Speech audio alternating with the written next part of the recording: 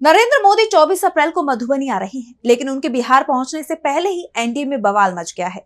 NDA में शामिल नीतीश कुमार और चिराग पासवान ने अपने तेवर तीखे कर लिए हैं, जिसका असर बीजेपी पर भी दिखाई दे रहा है।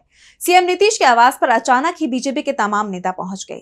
तो क्या है पूरा मामला, जानने के लिए देखिए रिपोर्ट। बिहार एनडीए में टूट की खबरें लगातार आ रही हैं। सीएम फेस को लेकर एनडीए के अंदर टकराव चल रहा है।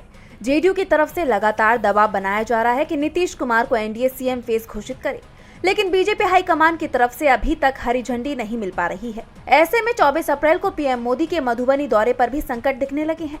जेडीयू की तरफ से पीएम के दौरे से दूरी बनाए जाने की खबरें आने लगी हैं। इसके बाद बीजेपी नेता नीतीश से मिलने पहुंच गए। बीजेपी प्रदेश अध्यक्ष दिलीप जायसवाल, डिप्टी सीएम सम्राट चौधरी, केंद्रीय मंत्री नित्यानंद राय और बीजेपी के संगठन महामंत्री भीखू भाई भी सीएम आवास पर पहुंचे। बाद में बीजेपी कोटे के मंत्री भी नीतीश कुमार के आवास पर पहुंच गए। चर्चा है कि नीतीश कुमार बीजेपी से नाराज हैं और वो पाला बदलने के विकल्प पर भी विचार कर रहे हैं। नीतीश की नाराजगी की खबरें अब बीजेपी हाईकमान तक भी पहुंच गई हैं, जिसके बाद पार्टी अब नीतीश को मनाने में जुटी हुई है। लेकिन सीएम पद को लेकर फंसा पेच अभी तक सुलझा नहीं है। इस बीच बीजेपी की चिंता को चिराग पासवान ने भी बढ़ा दिया है। चिराग पासवान ने सीएम उम्मीदवारी को लेकर नीतीश कुमार का समर्थन कर दिया है। चिराग के नीतीश के साथ आने के बाद अब बीजेपी पूरी तरह से अलग थलग पड़ी दिखाई दे रही है, क्योंकि उपेंद्र कुशवाहा और जीतन राम मांझी भी इस मामले में बीजेपी के साथ नहीं दिखाई दे रहे।